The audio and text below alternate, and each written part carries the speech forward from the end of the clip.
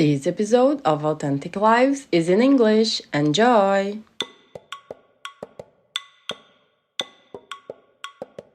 In our world right now, we're measuring everything by CO2 footprint, which is not a very good indicator because it's in no way holistic. So I guess what I would encourage people who look into this to do is to really start looking at how can I reflect an inner state of non-domination, of non-harm out into the world, which then can translate into just eating or supporting organic productions if you have the means for it, or how you relate, how you build, which materials you use, which clothing you use, like really material ways where you're reflecting your inner state, your belief systems, your values out through that.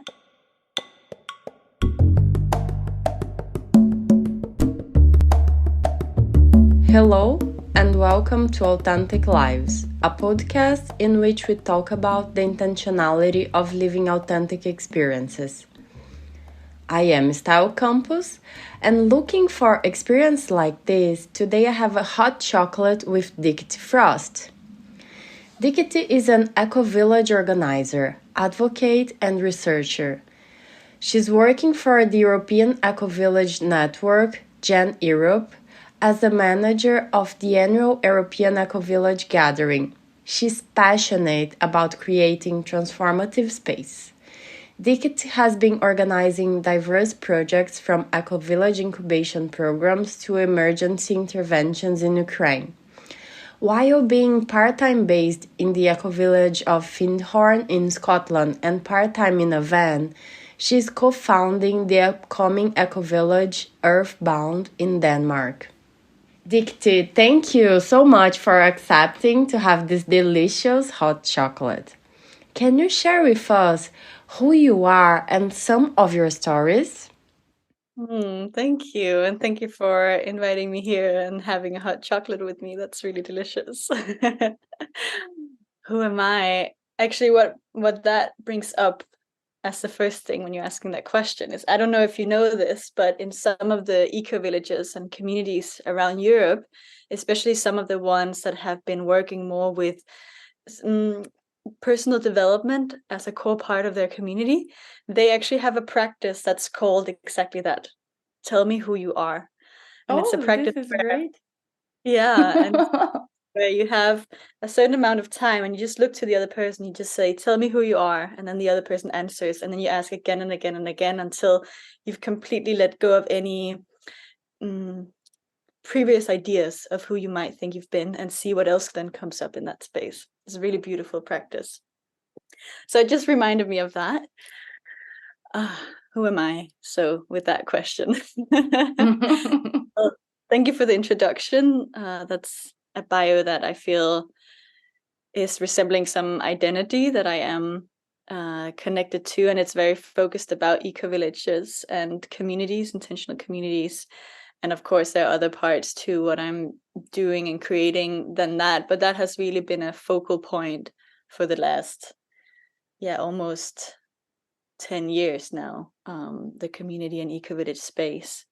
And navigating my way through how I could get deeper into that movement and how I could also learn so much that I could be part of creating one myself, as we're doing right now, as you're mentioning, with the community of Earthbound in Denmark, which is very much still shape-shifting and finding its way and figuring out its own identity.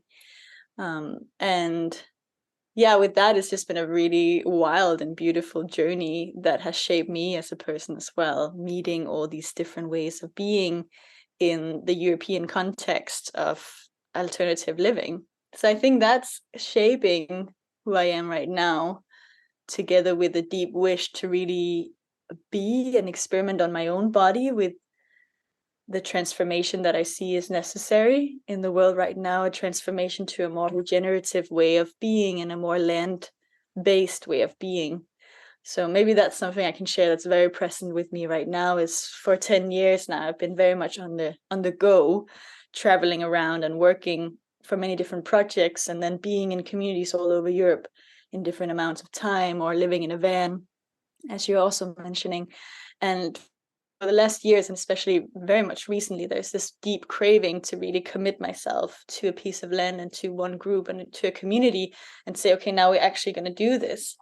And it's really interesting to see the emotions and the fears that comes up in that. I guess like being part of this generation of movers and non-committing people to then say, no, we're really going to step into commitment together, and then feeling the fears coming up in that myself. So that's also shaping me a bit these days.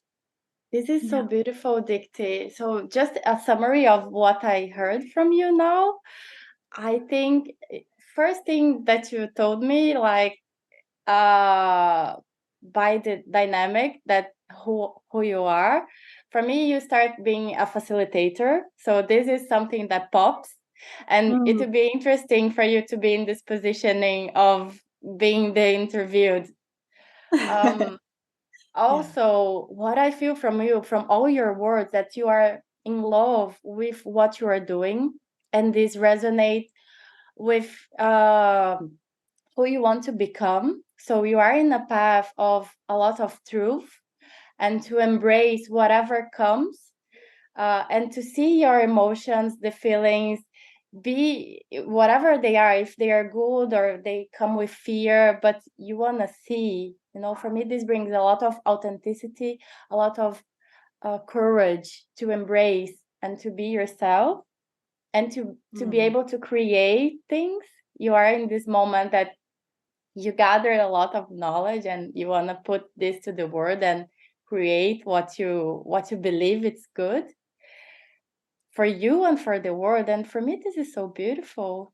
It's so incredible that you can do this in this movement. And I think for the majority of people, this is a way of living that they don't know about, or they even could imagine this would be possible. So I would like to invite you to tell us how is to live in an eco-village. Why did you start this movement in the beginning in your life? You said it's been 10 years, but how this transition happened? How did you find about it? I love these questions. How did I find out about it? I grew up in, I guess it always starts there, with childhood and how we so. I grew up with a couple of parents that are very different from each other. So my dad is very much into politics and took me as a baby to political meetings, and I would just be present in those spaces a lot. And then I have a mom who is very spiritual and who wants to spend most of her time meditating, and ideally do nothing but that if she was allowed to, as she says, in this world capitalism. So I feel like those two sides are both represented in me, and are coming out through also different kinds of activism or different ways of being in the world. And then growing up with that, I think there was always a lot of openness towards at least there wasn't a fear of there was something that I couldn't do. Like I've never, and maybe that's also something with my parents, always haven't been very supportive of everything that I might bring. I was a very active child. I'm still a very active person, very driven. And I think that's also somehow just a personality trait. But I think there was also an element of it of I was never closed down by my parents in that. I saw that with a lot of my friends who were similarly having this life energy and drive. And then their parents would say, oh, that doesn't make sense, or that's not possible, or you shouldn't spend time like this, or you need to direct your focus, something like that, where I had the experience of bringing like 1,000 ideas, and my parents were saying, that's amazing, okay, how can we make that happen, or really supporting me in that. And I think that supported a personality trait I have of just being like, I can create things in the world, I can co-create the reality that I'm living in. And I guess in some way just a healthy sense of naivety of just jumping in out to it, like just doing it, and then seeing what happens. And I think I've also always been in love with experimenting and just seeing, okay, how does it feel to do this? Let's just try it out. And then what works we'll continue with, and what doesn't work we'll stop. But not being afraid of trying out, experimenting. And then the path of eco-villages for me I think I just always had a sense I could never imagine myself living in, one of these traditional villa houses or suburban houses with my partner, a couple of kids, and then that's it, or a full-time job. It never resonated with me. And so from the beginning, I was like, I want to live with all my friends. Like when I was a kid, this is how I would formulate it. I want to live with all my friends close to the forest, like in nature. That's what I want to do, or in communion with the environment around me and with the land. That's how I would put it now. No, but back then it was just like very simple. I want to live in nature with my friends. This is beautiful dream. You are embracing your childhood dream. Yeah, it's really beautiful. So much.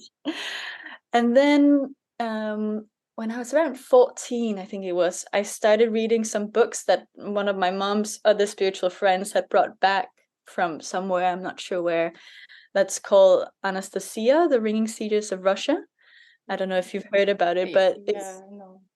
Exactly. And story. It's quite a beautiful story, and it's a beautiful vision that's brought through those books, and it kickstarted the entire eco-village movement in Russia, and also a big part of the eco-village movement in Ukraine as well. Nowadays, I just want to put that as a side note, because this is quite a political subject at this point in time, and also this movement, the Anastasia movement, what came out of it, not the pure book necessarily, has been also very criticized from the Western field, at least in terms of some of the more like patriarchal mechanisms that can also come through with the mix of how it has emerged and materialized. So just want to put that as a side comment. But I read these books and I was completely inspired. And yeah, just as a kid still, 14, that really shaped also my vision. And I think I just continued to have that vision, and I was working in other fields, I was educating myself in other fields, but very much in the creative sector. And then when I went to university, where I was studying European studies, so more of a political science, wanting to somehow make a change in the world, I stumbled over the word ecovillages. And I had this really beautiful moment where I had totally read about it before, I'm sure. I don't know why it changed so much in that moment, but in this moment I was doing a project about urban gardens and urban agriculture in Detroit. And I was reading, and suddenly this word ecovillage was there, and I just felt this like huge pull towards it. And I just started crying, like bawling my eyes out, just feeling so dedicated to like, this is what I need to do. And then it was so clear, okay, that's just the direction I need to go in. So I guess it was like this kind of epiphany kind of moment. And then it just started being like, okay, that's what the world I'm going to go into. I'm going to take all the opportunities I can to step into that space. And that has led me to where I am today. So from your parents, I feel that you have a sense of security, of being safe, that allow you to be in this apprentice mind, that you could experiment anything. And you have this mind that things that go right, we continue. Things that go wrong, we learn about them. We learn from them. What are the points? What didn't go well? And then maybe this I just stop. This I can try a different way. And this mind of creativity, of learning all the time, is so beautiful. I think this also really allows you to be where you are, because you are in peace, you make peace. Whatever happens, this could be either good or a point of learning. So nothing bad happens. Yeah, that's actually something I think about a lot. And also I have a lot of conversations with friends around, like, it's also a very privileged place to be, right? Like that I have, and I see in some of my friends too, we've had these very harmonious childhoods that makes us feel really, really safe in the world. And that creates in us, a deep trust in the universe, in the world, that things can never go that bad. Or even if they do, I have a network, a security field that will catch me. And I guess also just growing up without poverty, I grew up in Denmark, right? We're one of the most secure places in the entire earth, if not the most secure place in the entire earth. So it really leaves me in a very privileged positions for going out and following my intuition, following what I would like to do in the world, where I totally see and understand that most other people do not have the same privilege, don't come from that space. And yeah, I guess just like what I then see, the conversations that leads to with some of my friends who are coming from a very different background, also saying, you know, my main job, that is to heal myself so I can then step into that space later on. Or that maybe it's in parallel, it's not just linear, right? But that there is a lot of healing where we all have healing work to do, but some just have more than others in this area. And then we have collective healing world around, you know, the entire society being structured around harm at this point in time. Yeah, so I think it's definitely interesting. And then also just the importance of how we raise our children, right? That also really points to that, like that we can so easily close children down. And not that we should like be really scared of interacting with them. I've had that phase too, but that we should definitely be conscious of what we encourage and how, which also systems we put them into, right? I feel also in some way my personality was adept enough to go through a normal public schooling system without being completely shut down. But I think a lot of people would be, and part of me was completely shut down, but I think we also just need to see, I know you're working with education, right? Like how can we shape our education systems around it? How can we shape our way of raising children in a way so we don't have this shutdown mechanism? Mm-hmm. For sure. I think these are questions that I think a lot. And actually, I have a big question about this from what you bring, that I think it's beautiful that you recognize you come from a place of privilege and many people don't and can't. And this brings trauma, you know, a lot of trauma, and people need to go to like deeper healing process. And this is unique for each person. But then what I think about is we need to really take care of our children to go to this place to try to create less trauma. It's impossible not to, but try to go this more. But then I think about the adults, you know, the ones who are already suffering. And then do they have a chance? What can they do? You know, what are the paths? Or should we focus more on the children and create the next generation more conscious, more aware of they can do something that is better for them, for the planet, for society in general, and for all the beings? But also, what about the adults that are creating this kind of system, this paradigm that we are living, you know? What can we do? How do we bring awareness that there is something else that is possible, not only the regular system? So these are some questions that pops to my mind regularly. Definitely. I think, as I was saying earlier, at least in my experience in the conversations I've had with friends who've taken that path, right? Then it's about self-healing, but with a little but saying like there's no self-healing without collective healing either. Like we can't just continue in this individualized sphere of only looking at ourselves, but knowing that it is a co-creative process as well. And I think that's also where communities can be incredibly important. Like whether we want it or not, communities will be self-developing containers or self-healing spaces as well, or traumatizing spaces if we don't do it well. But it has this potential, right? Because we come in such deep contact with other people. It's like you're in a partnership or in a relationship with a group and have to face all those different shadow sides that might come up in you. I think to that, I also just want to add that at least for most of the people I've met who have come from really traumatic paths, and they should definitely speak for themselves. Maybe they would be really interesting to invite on this podcast. But there's also a moment where the first thing is to get in contact with the self, like with everything else than just the survival part of them. And that could be through embodiment practices. It could be through meeting a space where they're guided into getting in touch with their own body or with their feelings on a different level again, and being like, wow, like feeling that little gist of this is how it could be, right? Or this is what I want to live. And then that becomes the motivator to then break through some of the closing down mechanisms that they've stocked up. But I think they should definitely talk for themselves as well. And of course, there's some level of that to me as well. That's also why I can talk about it. But I do see that there's a difference also in the level of depth of that work. I hope this conversation gets to people to think, oh, in which side I am? Am I one of the people that are already going to the path, or I don't know what's happening, I should investigate more? I think this is the idea. And for each one, think about themselves and go in this reflection. I think all of us, so now speaking for myself, I am going to a deeper moment. I am one of those people from the regular system.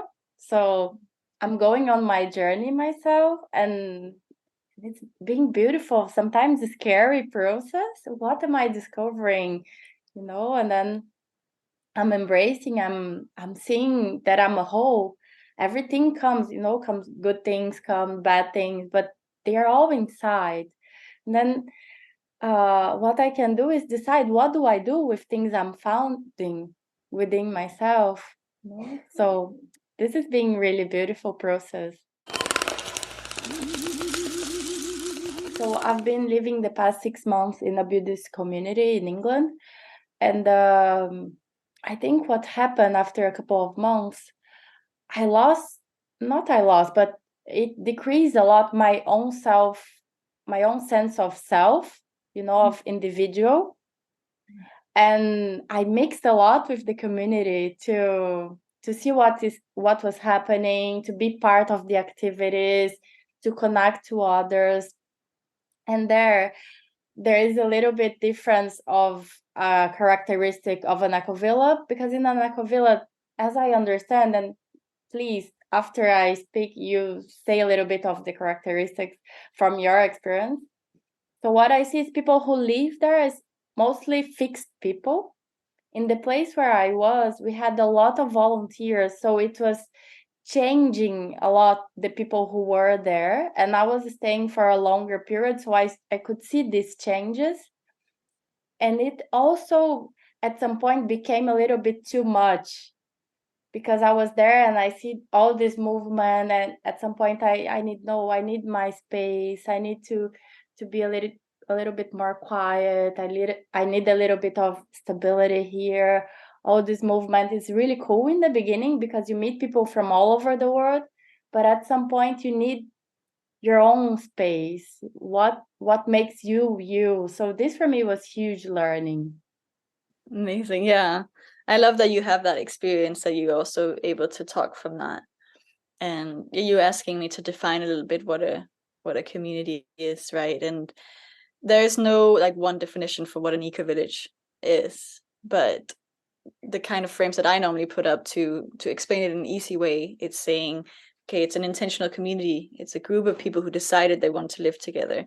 And in our Gen Europe, so the European Ecovillage Network criteria, there is a minimum of how many permanent residents there should be in that community. And then we're saying it can't just be an intentional community. Intentional communities can also be co-housing, communes, all these other really great spaces as well. But there needs to be this extra dimension of an awareness of sustainability. And we're working often with something that's called the 4 dimensions of sustainability, where we're saying there needs to be somehow a reflection on, or evidence of, or practice into environmental sustainability. So the kind of classical one, social sustainability, which is more about equal decision making, that there is equal ownership as well, could go a bit into that. Then economic sustainability, so how do we create regenerative economic systems, and how do we do it on a human scale? And then the last one is cultural sustainability, so that's also about reviving local traditions. It's about creating seasonal celebrations, rituals, whatever we might feel makes sense to that specific group of people and community.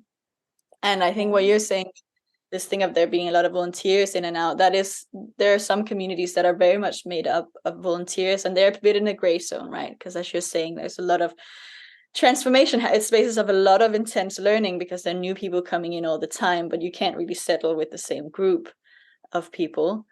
So they will be those, like, I would call them more like community incubators in some ways, like places where people learn how to live in community, but it's not necessarily a space that you stay because there's so much movement.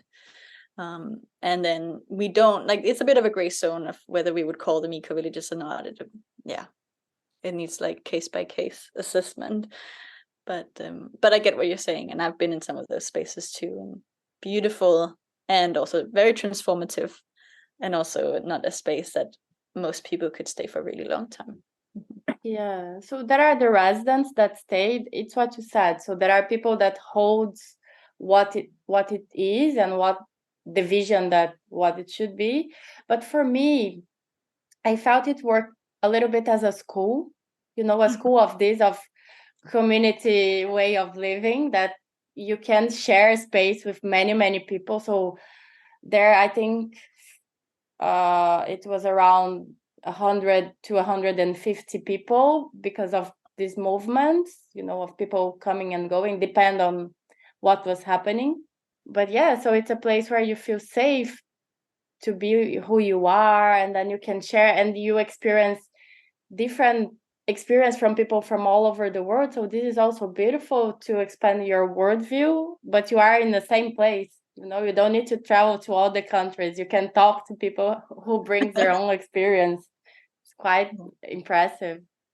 Yeah, and maybe just to encourage, whoever might be listening to this to check out some of those different spaces. There are quite a lot of spaces where you can go in and be a volunteer. It's like more easily accessible for communities where you really live long term and you want to be a part of the community itself. It often takes a long time, and there's a method, or like if there's not the right word, but an incubation process that takes around a year before for most communities. It's very different.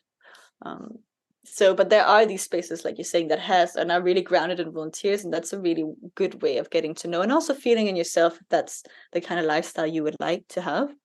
For those under 30 in Europe, there's a lot of opportunities to live in communities, so ecovillages, as ESCs, European Solidarity Corps volunteers, for up to a year. And then it's paid by the EU, and it's like we have some of the most amazing people in the movement have really come through in that, because they get the full experience for a year, and then they see if that's really them, and then they go out and create their own or find the community they really want to settle in. So just to explore how you find the community, in the beginning, people don't know this exists. So how do you find? And then the process to enter. So you're telling me that's not so easy. I cannot just knock on your door. Hi, can I stay with you? No, it's not like this. How would be this process? Yeah, sometimes there is, right? Sometimes they're open for you to stay short term. A lot of communities have woofers, but yeah, let's just take it as a step-by-step process. If you're completely new to communities and you just want to get to know them and figure out if this is something for you, and let's say you've already watched a few documentaries or been on YouTube or done your research online, then I would encourage you to go. Of course, you could be from all different parts of the world listening to this, and I'm talking very much from a European space, but all regions of the world have their own regional ecovillage network. So in Europe, we have the European Ecovillage Network, but there's also one for South America, one for North America, one for Oceania, and one for Africa. So they each have their own regions. So they have their own websites and all their own resources. And now I'm just going to talk about the European path, you can say. And in the European one, our network is called Gen Europe. And then on our website, you can go in and there's a map of all the communities and all of the national networks. So a lot of the countries within Europe also have their own networks of ecovillages, and they will have their own maps that are more detailed than ours. Ours shows some of the big communities that are members in our network, and later on it will also show a lot of the other smaller ones. We're just working on that right now. And then it also shows the national networks and links to each of those. So there are some really great maps that you can go in and check out and see, and there you can read about each of the different ecovillages and see which ones resonate with you, because they are extremely different, right? You are living in a Buddhist community. There's some that are like, a lot of them are not spiritual at all. Some are spiritual, some are different kinds of spirituality. Some are very focused on eco building and very like hands-on material, how to be sustainable in that way. Others are really focused on social processes and personal development. And others, again, are really focused on entrepreneurship and making green entrepreneurship. So they're really a big, big variety. So it would be about looking into what is interested for you. And then if you're still curious, I would really encourage, there are kind of two pathways, or you can do both. You could maybe 3. So you could try to get in contact with some of the communities that you would like to get to know and see if you could visit them directly, especially if there's some nearby you. And then if you're still curious, we're having this European Ecovillage gathering. So this is really also the space for new people who would like to know more about ecovillages and communities to come. It's like a festival, a 4-day festival, and it moves to a new ecovillage every year in Europe. So next year we're going to be in an ecovillage called Ängsbacka in Sweden. And there, like, what is really going on is trying to showcase the community life, but in a festival frame. So people can experiment a little bit how it is. This is beautiful. Exactly.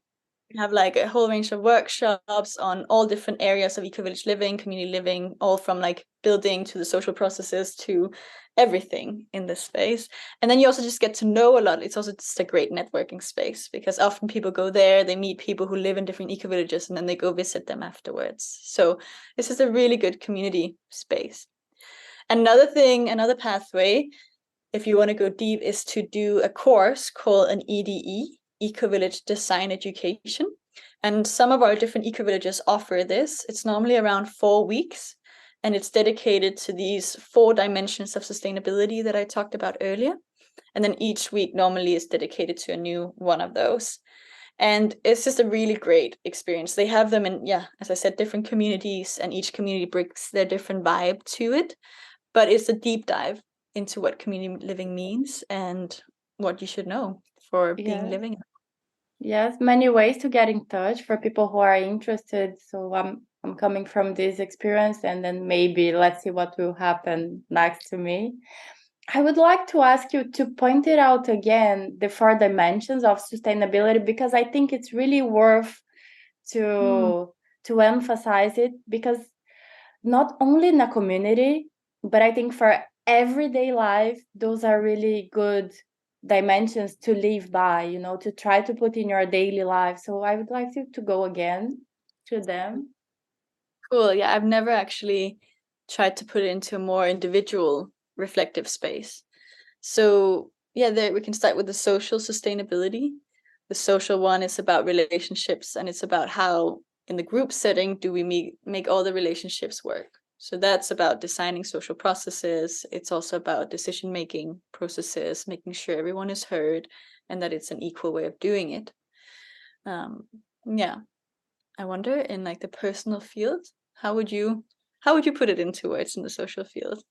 I think it's exactly like this. We think about our relation to other and try to balance it, try to give space for people to talk equally, to understand space where you are.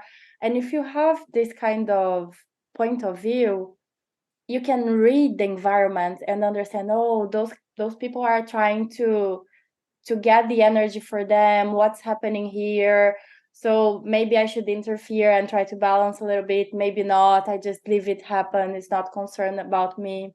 So I think it's really possible to put in personal perspective. Yeah.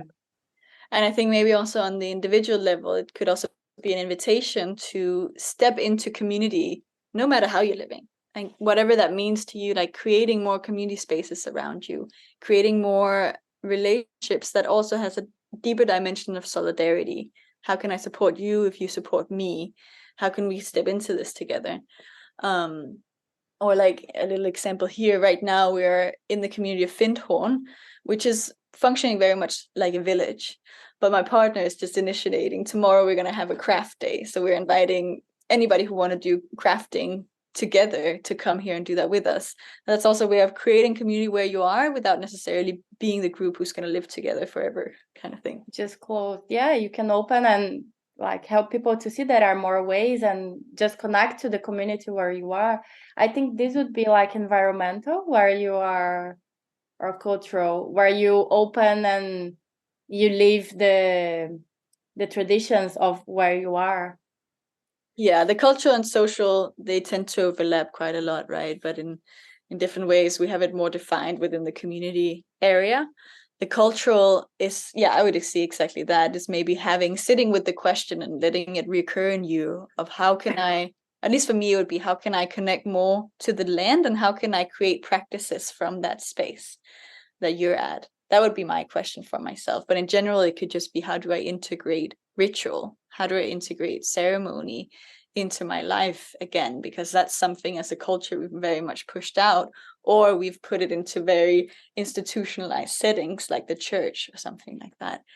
But here we have the freedom to reinvent what is these. It's, for me, it's also seasonal very much, right? Like, what are the different seasons bring up for me? What are the land bring up for me? The changes that we're seeing anyway. How can we start to co-create new ways of celebrating that and being with it, or seeing it, or ceremony, ritual, however we want to call it, right? It can be a bit dangerous in this world, I feel, to sometimes say that, because it's really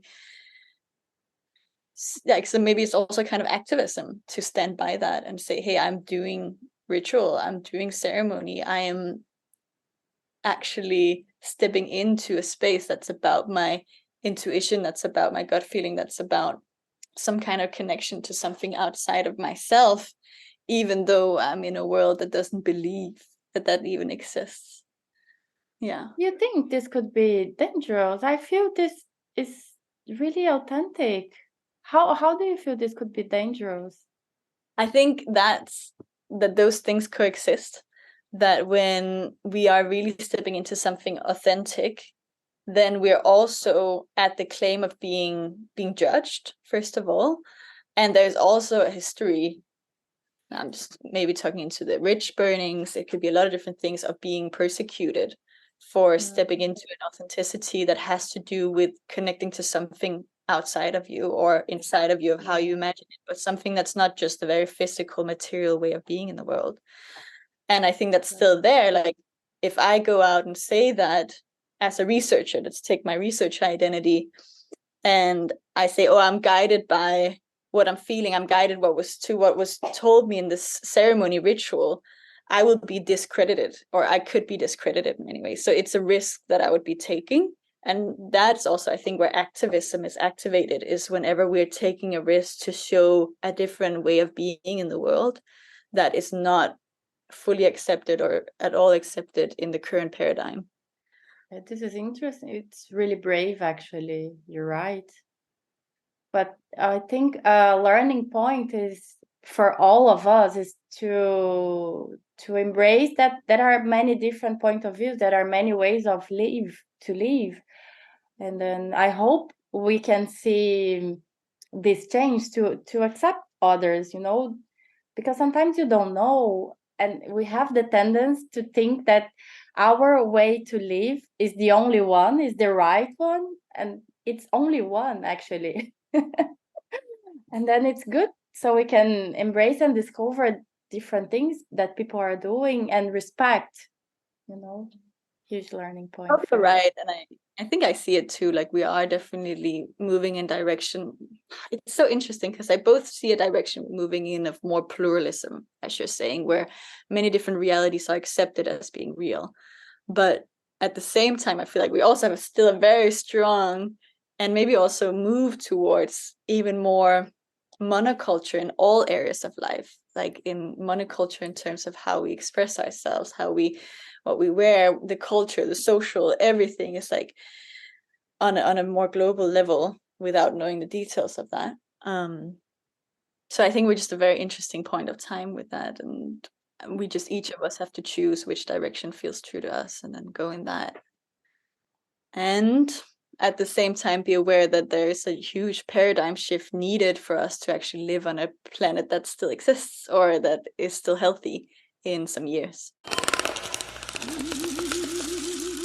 Right now we're living really difficult times, really strange times with wars popping. For me, this is really strange how we are in 2023. How this might even be taught by someone, that war is a solution for anything, for a conflict. This, for me, it's really unimaginable. But we are living this. It's what's happening. And we'll see how this will develop. Definitely. Yeah, it can be really hard to believe and hard to understand the choices behind that. And I think I just see it as structural, right? Like, we have built up for centuries structures that support war, structures that support creating enemies and domination, most of all, right? All of this, I think, is based on domination principles. And if we want to change that, we need to really start on all the levels and at the same time. Yeah, I think this resonates with the collective healing you talk about in the beginning. So it's interesting how we are going on a circle and closing it. I think this is quite beautiful. This conversation went this way. So I think to end, maybe I would like to ask you to tell a curiosity about Ecovillage, something that you live that you find really interesting or maybe funny, or something that popped to you that was like, whoa, this. That's a nice question. I think maybe it's not funny in that way, but I think it's just very curious and very interesting, is that you were sharing a bit about your first experience with living in community, as I understand it, right? In the Buddhist community. And it made me think of when the first community or eco-village that I then ended up living in was a community that is called Aterra, and it's in Spain, in northern Spain. And it doesn't really matter, I think, which community it is. So I don't know, but I think it doesn't matter. And the experience I had with stepping into that was similar to you. Like you said, there was some of your identity that dissolved, right? There was some of your sense of self that dissolved into a communitarian self. And it's just a feeling that is so hard to explain. I think that most people really have to feel it in their own bodies. I think that's actually one of the things that I'm most curious about right now, is that transition, because we in our world right now, we're so individualized, and we're like just been trained to being as independent as possible and believe that we can't even be independent. You know, that whole idea that independence is a real thing is itself a myth. But then stepping into a space and experience the emotions of feeling that deep sense of security, of knowing, wow, I have a community, I have a group of people around me that is supporting me, and that in some weird way loves me, without it being the way of love that we necessarily normally think, but it's more, you're in the same community as me, therefore I love you, and hold me in that way. And it was just such a revolutionary experience, those feelings that came up in that space. And I think most people who want to go into communities will experience something similar at one point or another. I've heard different stories. Some people, it comes really quickly, and it's also some kind of essential, it can be some kind of essential, like existentialist crisis, sorry, that's what it's called, of like, whoa, what's happening to me, and do I dare also to surrender some part of my ego or some part of my identity to then be part of this group field. So that's maybe what I wanted to share from that. Yeah, this is really nice. I think when you mentioned the feeling of to be held and to feel love, and not the romantic love, but a sense of love, like of a whole, that the most of people are not used to feel it. They don't even know that this is possible. Yes. And it's not necessarily something that shows up so much in the daily life, if that makes sense. You know, there can be a lot of conflict, there can be a lot of difficulties. Yes. There will be, you know, so it's not to romanticize it, but it's more to say there is a different kind of base state of being, is at least my experience, that can come out of being in community. Maybe also because it's our evolutionary path is to be in community. We're faking it when we're trying to live independently. You know, the way that our system have evolutionized through many ways of living, or many years of living in tribalized communities, you know, that is our essential feeling of home, or and right instinct. Yes, or whatever you want to call it, right? So, but there's still a surrendering into it, and maybe also a fear that could come up in that space. Yeah, this is really beautiful. So should we finish the 2 dimensions that are missing? So just to close it. Yeah, we can. So we had the economic and the ecological left. So the ecological is very much about environmental sustainability, and you know, in our world right now, we're measuring everything by CO2 footprint, which is not a very good indicator because it's in no way holistic. So I guess what I would encourage people who look into this to do is to really start looking at how can I reflect an inner state of non-domination, of non-harm out into the world, which then can translate into just eating or supporting organic productions if you have the means for it, or how you relate, how you build, which materials you use, which clothing you use, like really material ways where you're reflecting your inner state, your belief systems, your values out through that.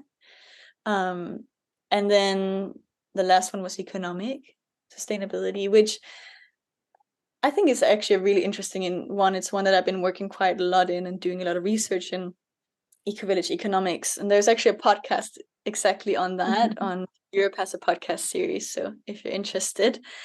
But so in communities, it means especially how they structure the community itself economically. So how much do they share? How much is individualized? It's again very different from community to community. And also about how do they, bringing economics back to livelihood. How do they cover their needs? How do they grow their food if they grow it themselves? How do they cover all their other basic needs through either their own productions or making money so that they can trade it off? And the way that I would relate that to the individual person is really just something that I like to play around with. And I've done a few workshops for different groups on this, is to saying, how can you have the most sustainable and resilient economy in your personal life? And I think the challenge I would give people there, or the prompt, would be checking in on where can you do things without the means of money, because money is just one way of meeting your needs, and it's the primary way we're doing it in our world right now. But that also makes us really dependent on the current system. So is there a way where you can find a skill that is worth something and you can be really good at, whether that's for money or not, so that even in a time where, let's say, there wasn't any money, that would still be really worth it to people and they would trade things with you? Are there ways where you can be more self-sustainable in ways? Are there really simple ways where you can make a statement about your value system in the current system? And a way of doing that is choosing ethical banks, choosing ethical pension funds, choosing ethical phone companies, if that's possible. There are a lot of these things. Yes. You make investments, which ideally in the world, investments are kind of driving this capitalist narrative. So my belief is that we shouldn't step into that kind of speculation investment. But if you do it, then really choose who you're investing in, that it's really somebody you want to see come through in the world. And just have a deeper reflection on all the different economic transactions, because very traditional saying, no, like we vote with our money. So when you actually do use money out of the market, how do you use them? This is quite good advice, because money is something that people are usually really concerned. So I think we have two really good things here. So how can you be more conscient about your economic sustainability and like to develop your own abilities? Because I think, Dicte, some people feel stuck in their jobs, and they feel that this feeds the cycle that they are lost. So maybe this is really good personal advice. How can you create ways that you are economic sustainable? And also, when you have money, how do you choose to use your money to finance things that you believe that are good? This is also really an important choice to make, who you give your money to. If you have a choice, so it's a good thing to think about. Where are we putting our money? Not only by investments, but what are we buying? Where are we buying things from? Because we can help the environmental sustainability also by buying local things, developing our local community instead of buying everything online. And this comes whoever knows where from, and you have a lot of carbon involved. So this is really good thinking. Yeah. And there's so many levels to that. We could go quite deep, and there's also right now actually more and more opportunities to even invest in ecovillages without necessarily interest back. So it would really have to be because you want to put your money there and support a project on its way without losing money, then you can support it. And then also just, investing in long-term things that really matter. If you have money available to you, like, especially if you're in a community space, like, help get land to the people who need land. That's a huge thing. And it's very difficult to get access to land in the world that we're in right now. If you have money for it, that would be like one of my number one recommendations to really create a different world. And also just in your own life, if you have some money available, invest in things that are going to sound a little bit prepperish, but investing in really good tools that's going to enable you to produce some of your own things, or produce your own things in community, like where you're saying, oh, I'm going to get this machine or whatever it is that's going to enable us to make our own whatever, this and this and this, and then we can share it out in the community and give more people access to be able to have that kind of self-sufficiency. Yeah, this is beautiful. Yeah, to think as a community, I think this was quite beautiful ending. I would like to invite you to say some final words to people that are listening to us. What resonates to you, how you're feeling, how you think it would be good and beneficial to everyone that is listening to us. Well, thank you for listening. And yeah, right now I'm just feeling a nice resonance in my body and excitement over what we're doing and creating in the world. It's nice to always reflect on it. So I think I just want to encourage everyone to be brave in their own personal processes and what they're doing in the world, and sometimes take some risks that are needed for the greater collective. And yeah, dare to experiment, dare to try it out, and then see how it feels in your body and trust that.